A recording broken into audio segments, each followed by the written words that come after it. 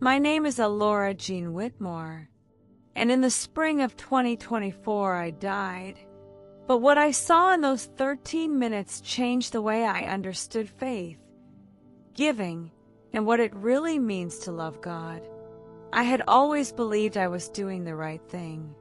Church every Sunday, Bible on the nightstand, tithing envelope tucked into my purse week after week, never missed. Not once. They used to call me faithful, and I believed I was. But when I stood before Jesus, I realized I had gotten it all wrong. I grew up in the pews. My daddy was a deacon. My mother taught the children's class. Our home smelled like old hymnals and black coffee on Sunday mornings. I was taught early that 10% of everything I earned belonged to God. No questions, no exceptions. And so I gave. From babysitting at 13 to working as a nurse in my 30s, I tithed. I tithed when I was broke. I tithed when I was tired. I tithed when I didn't even have money for myself. But I also tithed like it was a transaction. I believed that if I gave to God, He'd bless me. If I didn't, I feared something would go wrong. I honored you, Lord. I gave every week. Isn't that what you wanted? That's what I used to tell myself. That's what I used to believe. Then came the illness. It started with confusion. I couldn't remember people's names. I'd forget what day it was. I'd leave the stove on or get lost in familiar places. The doctors were gentle, but their words cut through me like winter wind. Alzheimer's. Progressive. Unstoppable. They told me I'd forget everything eventually, that I'd fade. I was scared, not of dying, but of losing myself. So I prayed harder. I tithed more. I told myself if I just kept giving, kept obeying, kept doing right, God would somehow let me keep my mind. But one quiet afternoon, sitting alone in my chair by the window, watching the sunlight dance through the curtains, my eyes grew heavy.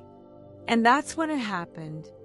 I don't remember dying, but I remember what came after. I woke up in light, not sunlight, but something deeper. Like the air itself glowed. There was no pain, no fear, no confusion. My mind was clear. My body felt young and strong. I stood in a place where time didn't exist. And then I saw Him, Jesus. He didn't need to speak. I knew exactly who He was. He didn't look at me like a judge. He looked at me like a father welcoming a daughter home. His eyes, they saw everything. My whole life unfolded before us like a beautiful, tragic film. I saw my childhood, my worship, my marriage, my losses, my prayers, and then my giving. I watched myself every Sunday slipping the envelope into the plate with precision. Week after week, year after year, I stood there, ready for approval, ready to be told, "Well done."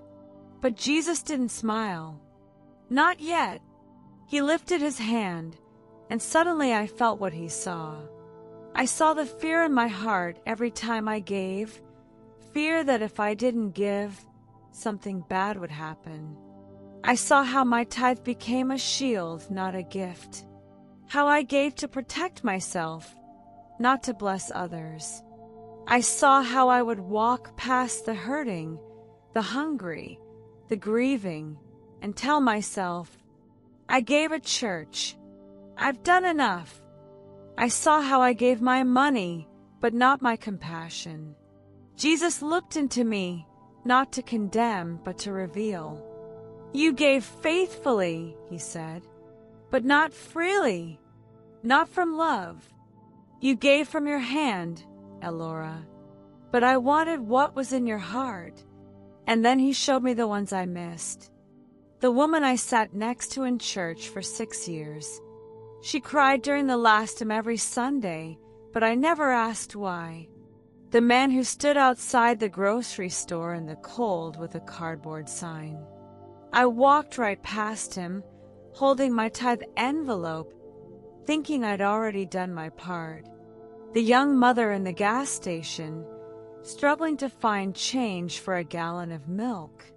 I stood behind her, annoyed, thinking about my donation, never realizing I was her answer to prayer. And Jesus whispered, "You gave to the altar, but you withheld from my people." I broke. I fell to my knees in the presence of God, and for the first time, I understood what it meant to give. Jesus knelt beside me as I wept, not out of shame, but out of realization. Tithing was never about numbers, he said softly. It was about intimacy. Then he lifted me, again, not with hands, but with presence. I stood, no longer heavy with guilt, but burning with revelation. He extended his hand, and suddenly we were standing at the edge of something majestic. Not clouds, not pearly gates, heaven, but not as I imagined it, not streets of gold or choirs and robes. This was a living world of light, of joy, of unimaginable beauty. I could feel worship radiating from every soul like perfume. But what struck me most wasn't the music. It was the generosity. Everywhere I looked, I saw souls who didn't just give 10%. They gave their time, their love, their presence, their stories, their pain, their joy. They weren't calculating. They weren't counting. They were overflowing.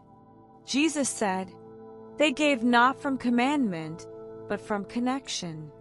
Not because they had to, but because they could. He led me through radiant gardens where souls gathered in circles, some laughing, some weeping with joy, others simply listening. They weren't measuring value. They weren't competing for position. They were communing.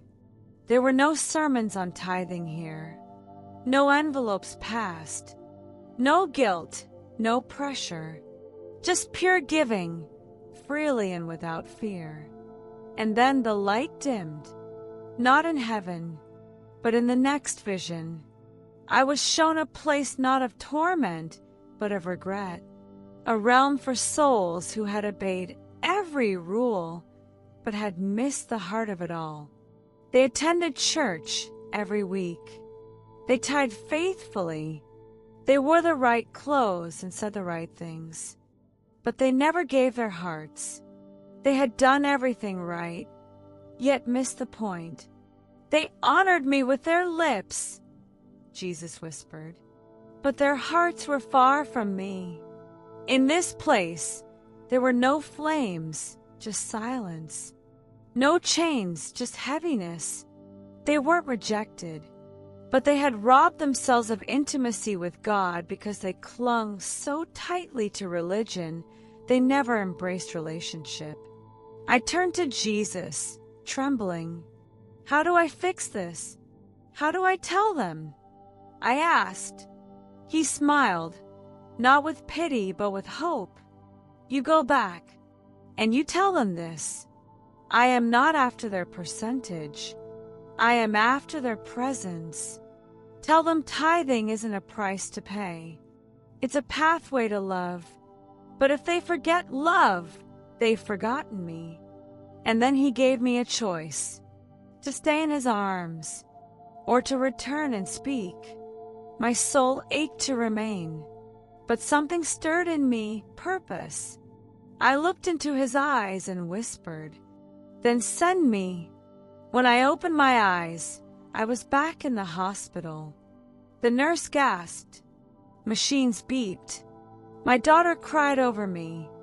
The doctor stammered something about divine intervention. But I didn't care about the science. because I had seen the truth. I spent weeks recovering. But from the moment I could speak clearly again, I began to tell everyone what I saw. At first, people listened out of curiosity. But then, something began to happen.